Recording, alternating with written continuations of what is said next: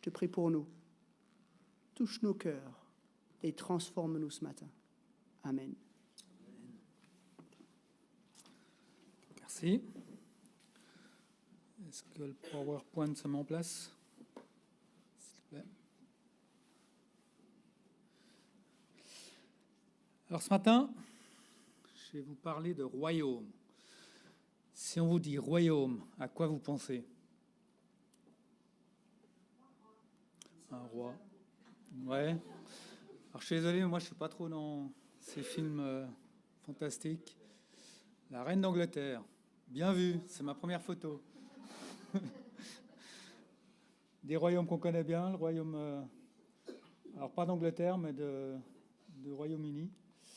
On peut penser peut-être à la mère royaume, pour être un petit peu local. Hein, vous la connaissez? Alors je ne sais pas de quel royaume elle était dépendante. Simplement, on peut penser à tous ces châteaux et ces rois de France qui marquent l'histoire de ce pays. Et puis j'ai une petite pensée pour les parents qui ont des jeunes enfants aussi. Hein. Un autre royaume. Voilà. Maintenant, si je vous dis royaume des cieux, hein, c'est un terme qu'on retrouve dans la Bible, le royaume des cieux ou le royaume de Dieu, à quoi vous pensez? C'est déjà un petit peu plus compliqué, ou peut-être qu'on a moins d'images ou de pensées pour ça. Je pense que la première idée, c'est un royaume lumineux, dans le ciel, majestueux. Mais peut-être ça peut aussi être l'Église, les chrétiens dans le monde, qui représentent le royaume de Dieu. C'est peut-être pour ça que vous êtes là ce matin. Vous aviez envie de venir voir le royaume de Dieu, se réunir, louer, vivre ensemble ce moment particulier dans la présence de Dieu. C'est peut-être aussi simplement un geste d'amour qui peut se faire dans la vie de tous les jours. C'est peut-être aussi une expression du royaume de Dieu. On en parlera certainement plus tard. Donc ce matin, je voulais essayer de réfléchir un petit peu sur ce que c'était que manifester le royaume de Dieu. Comment est-ce que le royaume de Dieu se manifeste ici ou dans le ciel? Alors dans cette phrase, il y a deux mots ou deux expressions. Il y a manifester.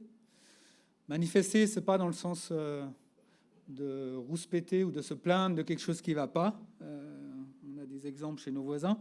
Non, manifester ici, c'est de rendre manifeste, de rendre visible ou connu quelque chose qui est caché. C'est le sens que donne la Bible quand on parle de manifester quelque chose. On pourrait utiliser le mot révéler aussi. On révèle des choses cachées. Et l'autre expression, c'est le royaume de Dieu. Alors le royaume de Dieu, c'est peut-être un petit peu plus compliqué à définir. La Bible en parle beaucoup. Presque 150 références au royaume ou au règne de Dieu dans le Nouveau Testament. La Bible du Sommeur donne cette définition du royaume de Dieu. Dans le Nouveau Testament, le royaume de Dieu est la sphère dans laquelle la seigneurie de Dieu est reconnue et son esprit est à l'œuvre. Les croyants font partie de ce royaume. Ce royaume est à la fois actuel, là où Jésus règne sur nos motivations et nos actions, et futur, lorsque le royaume sera établi de manière visible sur l'univers entier. Donc je pense qu'il faut qu'on se détache peut-être de cette idée de royaume-territoire. Ce n'est pas un territoire, le royaume de Dieu, mais c'est plus un règne. C'est là où Dieu règne dans nos vies, dans nos actions ou dans le monde. C'est un droit que Dieu se donne de gouverner plutôt que d'un territoire géographique royal. Donc le règne de Dieu, c'est l'exercice par Dieu de sa royauté, de son autorité, de son droit à gouverner sur la base de sa force, de sa puissance et de sa gloire. Il y a beaucoup de paraboles dans les évangiles dites par Jésus qui parlent du royaume de Dieu.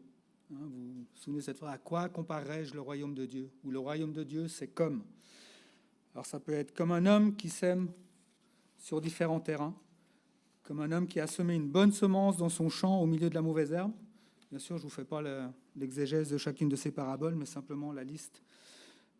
C'est comme une graine de moutarde qui grandit et qui devient un arbre. C'est comme du levain dans la farine qui fait lever toute la pâte. C'est comme un trésor caché dans un champ qui vaut plus que toutes les richesses d'un homme. C'est un marchand qui cherche de belles perles jusqu'à ce qu'il trouve une perle de grande valeur et qui n'a pas de prix à ses yeux. C'est un filet jeté dans l'eau qui ramasse beaucoup de poissons en grande quantité qui seront triés par la suite. C'est un roi qui fait grâce avec bonté pour les plus grandes dettes. C'est un maître qui loue ses ouvriers et qui les paye avec bonté. C'est un maître qui invite tout le monde aux noces de son fils. C'est aussi 10 jeunes filles, sages et folles, qui vont à la rencontre du mari et qui l'attendent. Chacune de ces paraboles montre une facette du règne de Dieu, telle que la croissance apportée par Dieu, telle que le jugement, sa valeur inestimable, qui peut accéder au royaume, les combats, les bontés, les bénédictions, etc. Et la Bible, particulièrement le Nouveau Testament, nous donne un aperçu de ce qu'est le royaume et de ce qui devrait être. Il faut encore dire, aujourd'hui, on vit entre la première et la deuxième venue de Jésus-Christ. Et donc, avec la première venue de Jésus-Christ, Christ a vaincu le diable. Il a amené le royaume parmi nous. Il est venu avec la mission de briser la puissance de Satan, de prendre autorité sur son royaume. C'est une mission qu'il a accomplie par sa vie, par sa mort et par sa résurrection. Et puis on attend la seconde venue de Jésus, où là, il anéantira définitivement le royaume de Satan et Christ reviendra dans toute sa gloire. Donc entre ces deux venues, Jésus continue sa mission de renverser les œuvres de Satan en œuvrant de concert avec son Église et à travers elle. Une illustration pour comprendre un peu ça peut être ce qui s'est passé pendant la Seconde Guerre mondiale. Le jour du débarquement des Alliés en Normandie, les Alliés ont eu une victoire qui était déterminante pour la victoire finale. Mais la guerre n'était pas finie. Il a fallu attendre plusieurs mois, plusieurs autres combats, jusqu'à ce que la victoire soit finale. Dans le combat de Dieu contre le mal, le jour J a eu lieu, avec Jésus-Christ fait homme, mais on attend le jour de la victoire finale qui viendra lors du second retour de Jésus.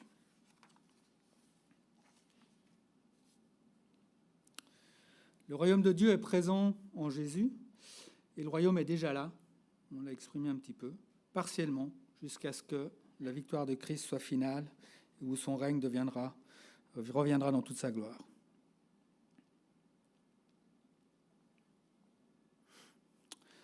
Aujourd'hui, je vous invite à vous poser 3 questions par rapport au royaume de Dieu. Qui est-ce qui manifeste le royaume de Dieu ? Pourquoi manifester le royaume de Dieu et comment manifester le royaume de Dieu ? Alors, qui manifeste le royaume de Dieu ? L'Ancien Testament nous révèle depuis la Genèse le dessein de Dieu pour l'humanité, qui est de se manifester à toutes les nations. D'abord par Abraham, puis par le peuple d'Israël, et finalement par son Église. Ce dessein nous montre que c'est bien Dieu qui manifeste le royaume de Dieu. C'est lui qui veut que son royaume soit révélé aux hommes. C'est son plan divin. C'est le plan de la grande histoire de Dieu, que de révéler sa gloire à toutes les nations. D'abord par Abraham, avec cette promesse qu'il lui a faite, qu'on peut lire dans Genèse 12. Quitte ton pays, ta patrie et ta famille et va dans le pays que je te montrerai. Je ferai de toi une grande nation, je te bénirai, je rendrai ton nom grand et tu seras une source de bénédiction. Je bénirai ceux qui te béniront et je maudirai ceux qui te maudiront. Et toutes les familles de la terre seront bénies en toi. Alors cette promesse a été faite à Abraham, mais en tant qu'enfant de Dieu, on en hérite. Et c'est exprimé aussi dans Galates 3,29, qui dit que si nous appartenons à Christ, vous êtes donc la descendance d'Abraham et vous êtes héritiers conformément à la promesse. Donc cette promesse de bénédiction, elle nous retombe dessus, mais aussi cette promesse d'être des bénédictions pour toutes les familles de la terre nous retombe dessus aussi.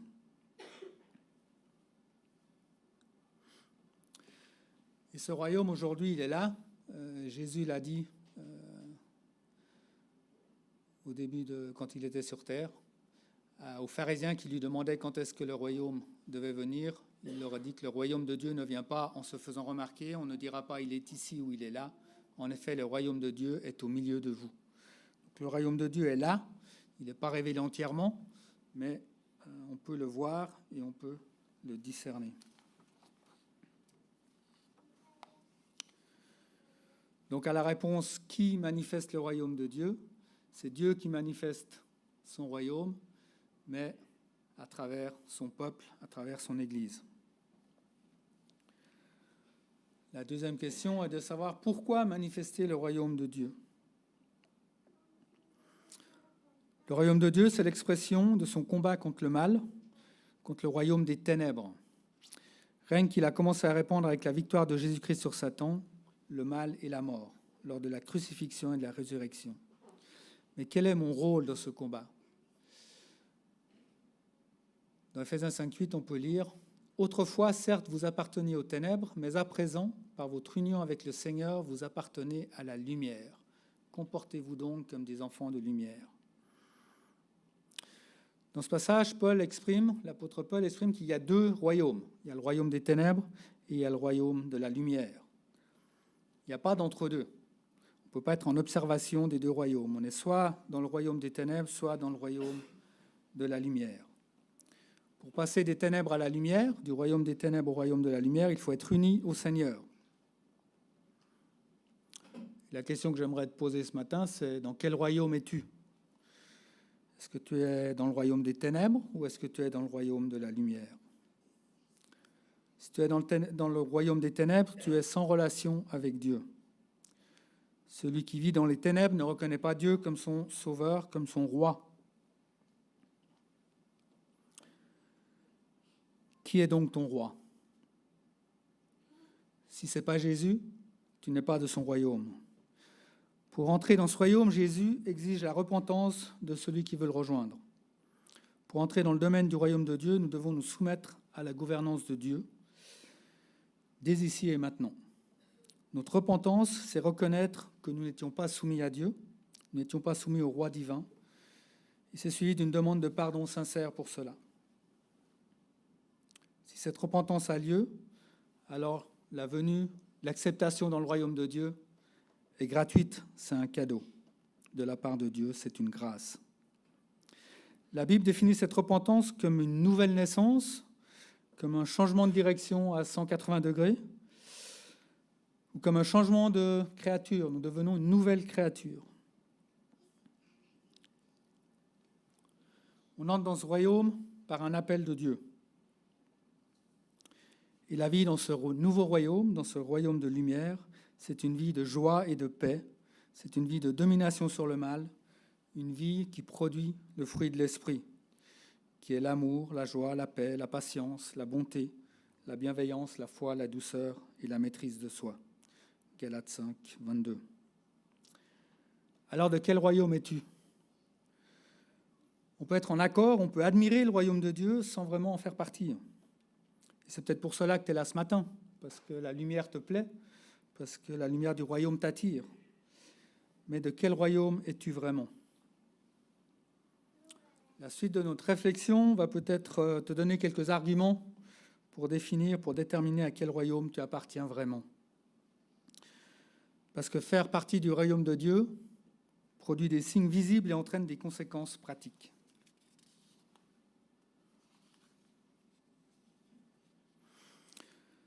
Jésus reviendra pour régner et apporter la justice, la paix, la joie et la victoire. Mais si nous sommes entre le déjà, Jésus a vaincu le mal, et le pas encore, le deuxième retour de Christ pour qu'il règne, nous pouvons goûter à cette justice, à cette paix, à cette joie et à cette victoire aujourd'hui en faisant partie du royaume de la lumière par la foi. La fin du verset d'Éphésiens nous dit de nous comporter comme des enfants de lumière. Qu'est-ce que ça veut dire ? Qu'est-ce que cela implique ? Comment est-ce que je me comporte comme un enfant de lumière ? Je vous propose 3 idées. La première, c'est l'obéissance. Alors le mot obéissance, il fait peur aujourd'hui. Il fait légaliste. Il c'est pas toujours avec joie qu'on obéit. On a tous été enfants. Même adultes encore, on a de la peine à obéir parfois. Mais l'obéissance, c'est ce qui a rendu la promesse faite à Abraham encore plus puissante. Cette promesse qui était en Genèse 12, elle est redite par l'Éternel en Genèse 22, mais il y a rajouté 2 petites choses. Au début, l'Éternel dit « Parce que tu as fait cela et que tu n'as pas refusé ton fils unique ». Donc c'est juste après Abraham qui est allé sacrifier son fils Isaac sur la demande de Dieu, sans vraiment comprendre pourquoi il devait faire ça. Son fils unique, le fils de la promesse, il n'y en avait pas d'autre. C'était à travers ce fils que la descendance promise pourrait avoir lieu. Et Dieu lui demande d'aller sacrifier cet enfant. Et Abraham va le faire parce qu'il a foi en Dieu, parce qu'il lui obéit. Et donc la promesse est répétée. Et à la fin, Dieu dit « Toutes les nations de la terre seront bénies en ta descendance parce que tu m'as obéi. » C'est parce qu'il a obéi, parce qu'Abraham a obéi, sans vraiment comprendre pourquoi, qu'il a reçu la confirmation de cette promesse que Dieu lui a faite. Plusieurs versets dans la Bible nous encouragent aussi à l'obéissance, pas à l'obéissance aveugle, mais à l'obéissance pour une raison. La raison, c'est parce qu'on aime Jésus. Si quelqu'un m'aime, dit Jésus, il gardera ma parole et mon Père l'aimera. Nous viendrons vers lui et nous habiterons et nous établirons domicile chez lui. Toujours de Jean, mais dans son épître, si nous gardons les commandements de Christ, nous savons par là que nous l'avons connu. Si on obéit à Dieu, c'est par amour, c'est pas par obligation. C'est parce qu'il nous a tellement donné jusqu'à sacrifier son Fils unique qu'en retour, nous voulons lui exprimer notre reconnaissance par notre obéissance. Et garder les commandements de Christ fait partie de notre nouvelle créature, l'Esprit en nous qui nous donne ce désir de lui plaire et de lui obéir, comme un enfant au fond de lui-même veut obéir et faire plaisir à ses parents, même si ce n'est pas toujours le cas. La deuxième implication de se comporter en enfant de lumière, c'est de transformer ce qui n'est pas conforme. Se comporter comme des enfants de lumière, c'est marcher à contre-courant des principes de notre société, c'est prendre position face à des idées populaires mais non chrétiennes. Et ce n'est pas facile aujourd'hui quand la tolérance du monde devient intolérante à la morale chrétienne. Et c'est peut-être là que commence la découverte de ce que signifie aussi souffrir pour Christ, ou souffrir avec Christ. Il ne faut pas oublier que le royaume de Dieu se manifeste pour combattre le mal, et nous sommes en guerre contre le royaume de Satan avec Dieu. Et si aujourd'hui nous souffrons des injustices, nous avons cette espérance du règne de justice et de paix qui va venir. Et troisièmement, vivre comme des enfants de lumière, se comporter comme des enfants de lumière, c'est être comme Jésus, vivre comme Christ. Est-ce que notre vie de lumière reflète la vie de Jésus ? Quel est ton degré de ressemblance à Jésus ? On a une histoire d'un groupe de missionnaires qui sont arrivés dans un village perdu dans la brousse, très loin de tout accès. Et ils arrivent dans le village dans le but de parler de Jésus, et c'est ce qu'ils font. Ils parlent de Jésus, ils racontent qui est Jésus, ce qu'il a fait, comment il s'est comporté. Et tout d'un coup, le chef du village il dit « Mais on le connaît, Jésus. C'est quelqu'un qu'on connaît, on l'a rencontré. » Le sœur se dit « Ah bon ?» Il dit « Oui, je vais vous montrer où il est, venez. » Et puis il les emmène vers une tombe où est enterré au fait un missionnaire qui était venu des années avant. Il leur dit « C'est lui Jésus, c'est exactement l'homme que vous avez décrit. » Est-ce que ta vie à toi, elle reflète aussi Jésus à tel point qu'on puisse te confondre avec lui ? C'est un bel objectif pour notre vie, non ?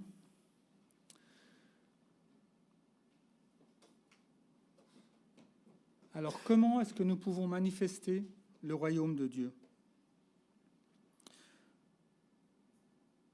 Donc, j'espère que vous avez compris que nous sommes engagés, sous la seigneurie de notre roi Jésus, à être des manifestants du royaume de Dieu, à se comporter comme des enfants de lumière, et comment concrètement nous pouvons manifester ce royaume. La première chose, c'est de prêcher. Alors, pas prêcher comme je le fais maintenant, mais de prêcher en proclamant la parole de Dieu, ou de témoigner ou de raconter notre histoire. Il n'y a pas besoin d'être un pasteur pour parler de l'Évangile, ou parler de sa foi, ou de parler du royaume de Dieu. Quelle est la dernière fois que tu as partagé ton passage du royaume des ténèbres au royaume de la lumière avec quelqu'un? Quelle est la dernière fois que tu as exprimé tes bienfaits de ta foi à un ami, à un collègue, à un membre de famille? Est-ce que cela change dans ta vie de tous les jours? Il ne faut pas grand-chose pour élargir le royaume de Dieu. Une graine placée dans la bonne terre, et Dieu peut la travailler.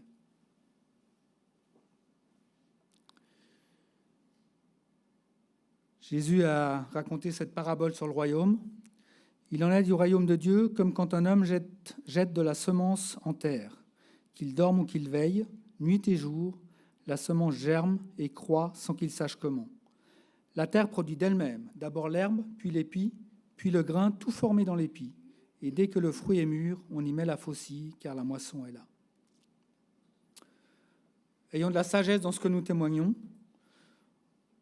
On peut être simplement un élément pour participer à une étape de la démarche spirituelle ou de la démarche de foi d'une personne, en faisant confiance à Dieu que lui, il saura faire intervenir d'autres éléments pour compléter notre témoignage. Mais ne soyons pas frileux non plus. Une petite allusion, une question sur la spiritualité de notre interlocuteur peut parfois donner des occasions de parler du royaume de Dieu. Et finalement, les gens, ils adorent entendre des histoires. Si vous avez des histoires à raconter sur votre vie, les gens vont vous écouter et apprécier le royaume à sa valeur. Une deuxième façon de manifester le royaume de Dieu, c'est de faire le bien. Je crois que j'ai des versets. Non, je n'ai pas mis les versets, pardon. 1 Corinthiens 12, 7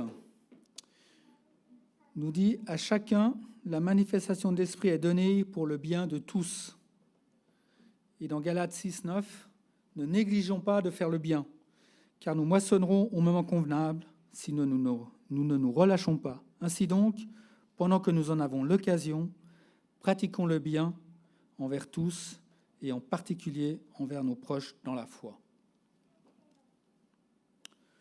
On sait faire le bien. On sait tenir la porte d'entrée d'une maison, d'un magasin. On sait faire un don à une œuvre de bienfaisance.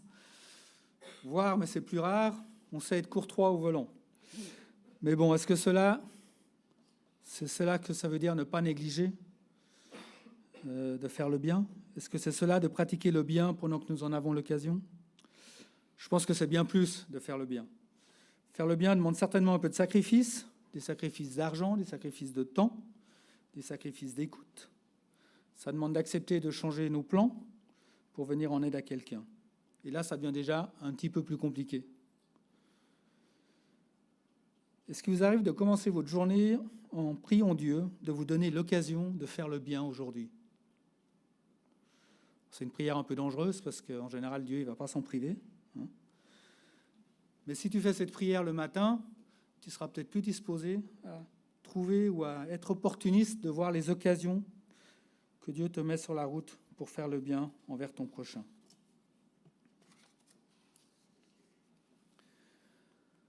Une autre parabole du royaume, qui est dans Marc 4, c'est celle de la graine de moutarde. Le royaume de Dieu est comme une graine de moutarde.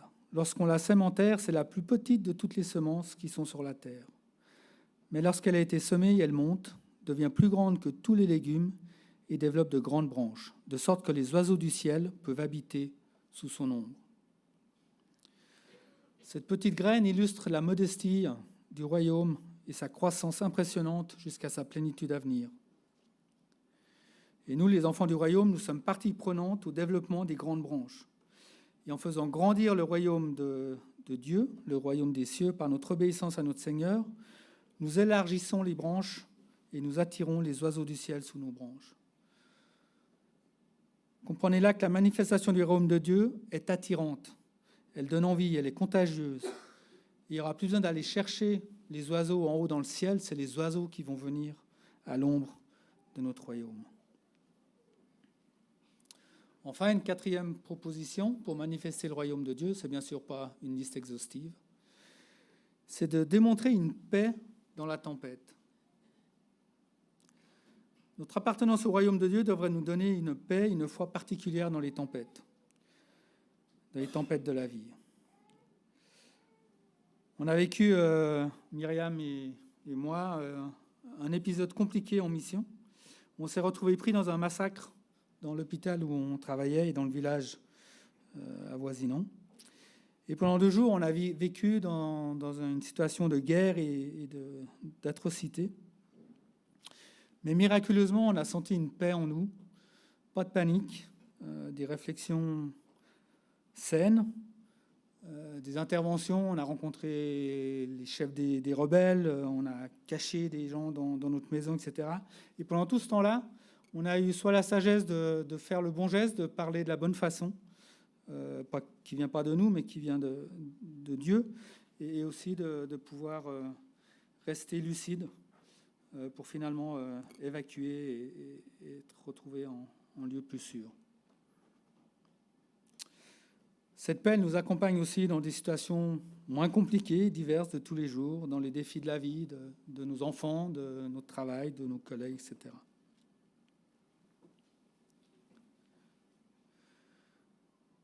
Alors, est-ce que ce matin, j'arrive à ma conclusion,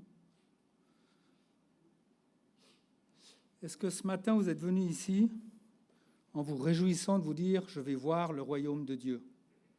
Je viens ici pour voir Dieu se manifester, pour voir Dieu régner parmi mes frères et sœurs, parmi le groupe de louanges, pendant les chants, etc.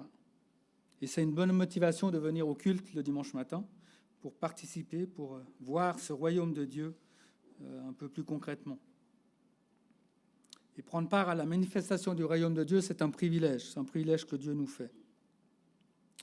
Et oui, ici, à la Servette ou dans d'autres églises où on peut se rencontrer, on peut avoir un aperçu du royaume de Dieu. Mais malheureusement, ce n'est pas le cas partout. Comme on vous l'a exprimé ce matin dans le projet Maureen et dans la description de la mission, il y a des endroits où le royaume de Dieu n'est pas du tout visible. Personne ne le montre, personne n'en parle, et seul le royaume des ténèbres est là. En fait, il y a encore 1/3 des peuples dans le monde qui n'ont aucune possibilité de voir le royaume. Maureen, ce pays en est un exemple, mais il y en a 7000 autres dans la même situation. Pas de manifestation du royaume de Dieu parmi eux. Nous avons la grâce de faire partie du royaume de Dieu, d'y goûter aujourd'hui, avec cette espérance d'y participer pleinement lors de la seconde venue de Christ. Et le rôle de l'Église aujourd'hui, entre le déjà et la deuxième venue de Christ, le pas encore, c'est d'accomplir le grand mandat de Dieu, de faire des disciples parmi toutes les nations de la terre. Vous connaissez ce verset de Matthieu 28, j'espère. « Tout pouvoir m'a été donné dans le ciel et sur la terre, dit Jésus. Allez, faites de toutes les nations des disciples, les baptisant au nom du Père, du Fils et du Saint-Esprit, et enseignez-leur à observer tout ce que je vous ai prescrit. Et voici, je suis avec vous tous les jours jusqu'à la fin du monde. » Et ce grand mandat est complété par ce verset de Matthieu 24, 14. « Cette bonne nouvelle du royaume sera proclamée dans le monde entier pour servir de témoignage à toutes les nations. Alors viendra la fin. » C'est un projet dans lequel on s'engage, l'Église s'engage, et c'est un projet dont on a la certitude de la réussite. Parce que Dieu nous le promet. Dieu nous dit il y a un jour où tous les royaumes, où tous les peuples auront entendu parler du royaume, et ce jour-là viendra la fin, le retour de Christ. Nous avons été bénis par la promesse faite à Abraham et nous sommes citoyens du royaume de Dieu. Mais est-ce que nous sommes aussi une source de bénédiction pour que toutes les familles de la terre soient bénies par notre manifestation du royaume de Dieu? Je vous laisse avec cette question. Et j'aimerais finir par une prière inspirée du premier chapitre de la lettre aux Colossiens pour vous. Voilà pourquoi, citoyen du royaume de Dieu, enfant de lumière, j'aimerais prier Dieu pour toi, que tu sois rempli de la connaissance de sa volonté en toute sagesse et intelligence spirituelle, pour marcher d'une manière digne du Seigneur et lui plaire entièrement.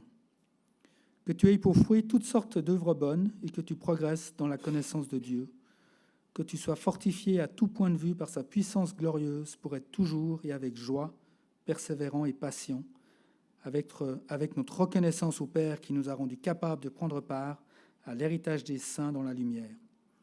Il nous a délivrés de la puissance des ténèbres et nous a transportés dans le royaume de son Fils bien-aimé, en qui nous sommes rachetés, pardonnés de nos péchés. À lui soit la gloire au siècle des siècles. Amen.